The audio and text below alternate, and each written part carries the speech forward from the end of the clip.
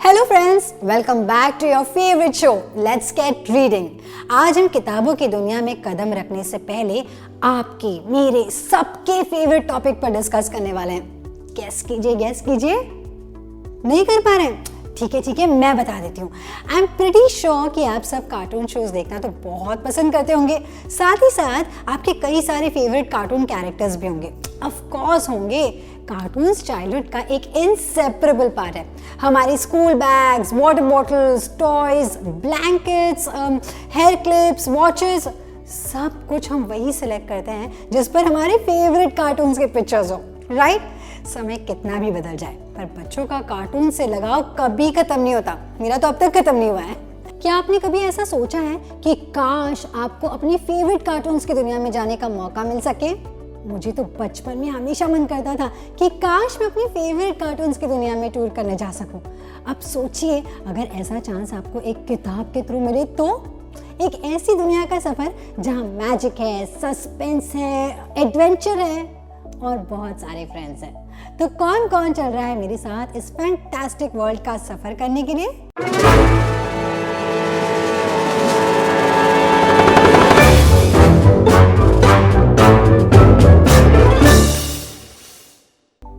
So friends, आज हम मिलेंगे एक छोटी सी बच्ची से जो निकल पड़ी है एक एडवेंचर और सस्पेंस से भरे मिशन पर। ये मिशन बहुत सारे चैलेंजेस और सीक्रेट्स से भरा हुआ है। तो इस इंटरेस्टिंग मिशन की माइंड ग्रिपिंग कहानी है अ wrinkle in time.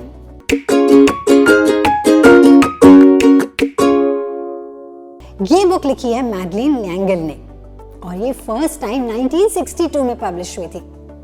A Wrinkle in Time कहानी है about the battle between good and evil।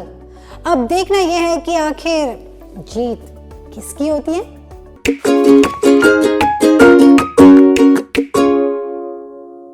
A Wrinkle in Time की ऑथर है मैडलिन लैंगल। ये एक अमेरिकन ऑथर है जिन्होंने फिक्शन और नॉन फिक्शन जॉनर में बहुत सी स्टोरीज, पोएम्स और बुक्स लिखी हैं।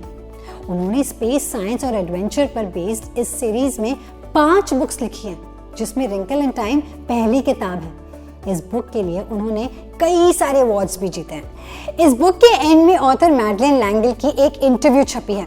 वो इंटरव्यू बहुत ही कैंडिड है और उसमें हमें उनकी पर्सनालिटी के बारे में बहुत कुछ पता चलता है।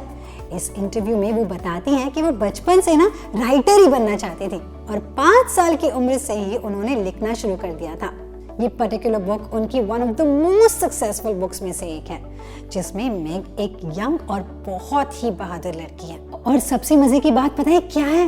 वो बिल्कुल आप ही की उम्र की है। So you really find this plot relatable and exciting.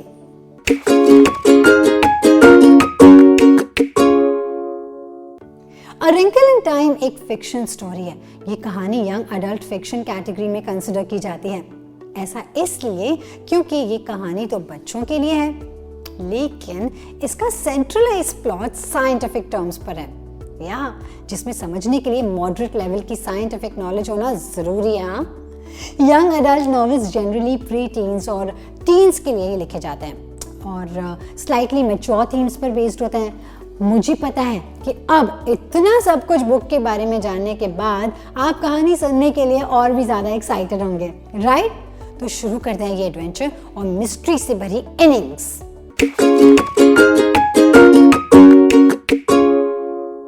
So wrinkle in time के मेन कैरेक्टर है मेग, एक स्कूल जाने वाली टीनेजर। पर मेग अपनी लाइफ से ज्यादा खुश नहीं है। घर में सबसे बड़ी होने की वजह से उस पर काफी सारी जिम्मेदारियां हैं, पर रिस्पॉन्सिबिलिटीज निभाना उसके बस की बात भी तो नहीं है। वो एकेडमिक्स में कुछ खास भी नहीं कर रही थी और आए दिन उसके टीचर से उसकी कंप्लेंट्स आती रहती थी। स्कूल के बाकी बच्चों से भी उसकी बनती नहीं थी, लड़ाई होती रहती थी। सब उसका मजाक उड़ाते थे क्योंकि वो थोड़ी सी नादान थी।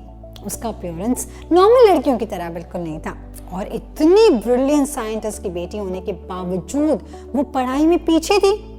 उसके छोटे भाई चार्ल्स का भी सब लोग काफी मजाक उड़ाते थे और उसे बुद्धू समझते थे। लेकिन उसे सबसे ज्यादा परेशान करने वाली बात तो कुछ और ही थी। उसके फादर कई दिनों से लापता थे और कोई नहीं जानता था कि उनके लापता होने का रीजन क्या था। सब बस इतना जानते थे कि वो किसी नई प्लैनेट की खोज में थे। मैग को लगता था कि इसी सिलसिले में उसके फादर कहीं फंस गए होंगे, पर उन्हें ढूंढने के लिए वो कुछ भी नहीं कर सकती थी। सब मैग को ये समझाने की बहुत कोशिश करते थे कि जो हुआ उसे एक्सेप्ट करके आगे बढ़ो और जो होता है अच्छे के लिए होता है, पर मैग ये मानने के लिए बिल्कुल तैयार नहीं होती। एक दिन स्कूल से घर लौटते वक्त मैग और चार्ल्स की मुलाकात होती है कैल्विन से। वहाँ उन्हें पता चलता है कि वो कैल्विन के साथ उनके फादर को ढूंढने का मिशन स्टार्ट कर सकते हैं। इस तरह मैग, कैल्विन और चार्ल्स निकल पड़ते हैं मिस्टर मरी यानी मैग के फादर को ढूंढने के मिशन पर। ये मिशन पॉसिबल बनाने में उन्हें 3 लोग हेल्प करते हैं, जिनका नाम है मिसेस वॉटसन, मिसेस हू और मिसेस विच। हाँ, और ये तीनों लोग इनके नाम ही की तरह बहुत इंटरेस्टिंग हैं। पर ये एग्जैक्टली कौन है और वो मैग, चार्ल्स और कैल्विन की मदद कैसे करते हैं, इन सवालों का जवाब अगर आपको जानना है तो आपको ये बुक जरूर पढ़नी होगी। इनके बारे में बुक में पढ़ने का जो मजा है ना, वो इस एडवेंचर को एकदम रियल बना देता है।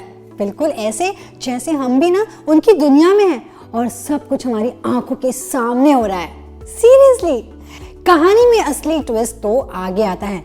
अब तक आप जान ही चुके हैं कि मैग, कैल्विन और चार्ल्स ट्रैवल कर रहे हैं मैग के पापा को ढूंढने के लिए, लेकिन ये ट्रैवलिंग भी कोई नॉर्मल ट्रैवलिंग नहीं है। यस, आप जब भी ट्रैवल करते हो तो आपको पता होता है कि उस पर्टिकुलर जगह तक पहुंचने के लिए आपको एक डेफिनेट डिस्टेंस ट्रैवल करना पड़ेगा, राइट? और उसके लिए एक डेफिनेट टाइम भी लगेगा। लेकिन यहाँ मैग को पता चलता है कि वो टाइम और स्पेस में एक शॉर्टकट से ट्रैवल कर सकते हैं with the help of a tesseract, जो एक 5th डायमेंशनल ऑब्जेक्ट है। टेसरिंग मतलब 5th डायमेंशन में ट्रैवल करना। फर्स्ट डायमेंशन होती है line, the second dimension is a square, तीसरा होता है cube, the 4th dimension is Einstein's scientific concept of time and the 5th is a tesseract. मुझे पता है कि शायद ये आपको समझने के लिए थोड़ा सा मुश्किल लग रहा होगा कि ये क्या कह रही है सना, लेकिन आप जैसे जैसे आगे जाकर साइंस पढ़ेंगे ना, वैसे धीरे धीरे आपको ये समझ आ जाएगा। आप चाहो तो अपनी साइंस टीचर से ये पूछ भी सकते हो, वो आपको अच्छी तरह से एक्सप्लेन करेंगे और आपको नई नॉलेज भी मिलेगी। Isn't that great? Now moving back to the story of Meg and Group. कुछ इस तरह वो टेस्टिंग ट्रैवल से अपने मिशन पर निकल पड़ते हैं। अब क्या वो इस मिशन पर सफल हो पाएंगे? क्या वो मैग और चार्ल्स के डैड को ढूंढ पाएंगे? और अगर ढूंढ भी लिया तो क्या वो उन्हें लेकर सेफली वापस घर आ पाएंगे? जैसे मैंने कहा था कि ये कहानी है about war between good and evil, तो आखिर में किसकी जीत होगी, बुराई की या अच्छाई की? ट्रस्ट में, जब आप इस बुक को एक बार पढ़ना शुरू करोगे ना, तो इन सवालों के जवाब मिलने से पहले आप किताब नीचे रख ही नहीं पाओगे। बहुत सारे ट्विस्ट एंड टर्न से भरी इस फैंटेसी वर्ल्ड में आपका टूर तो डेफिनेटली इंटरेस्टिंग रहेगा।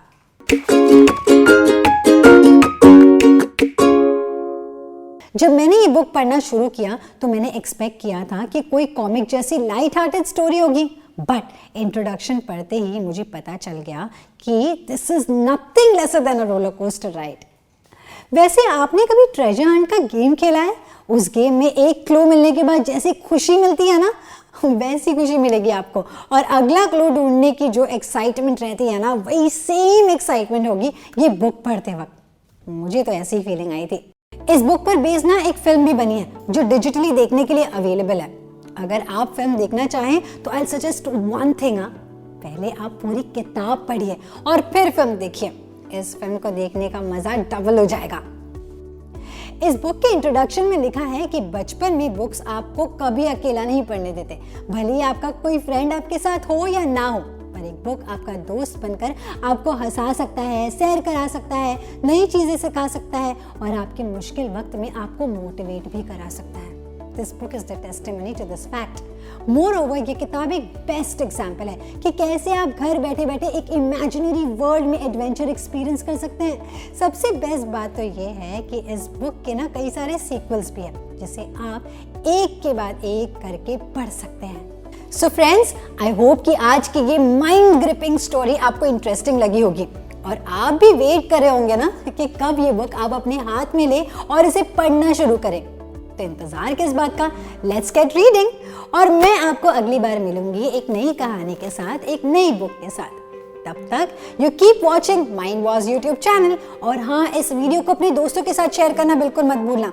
एज नॉलेज हो या खुशी, सब कुछ शेयर करने से ही बढ़ता है। So until next time, see you, take care, bye bye.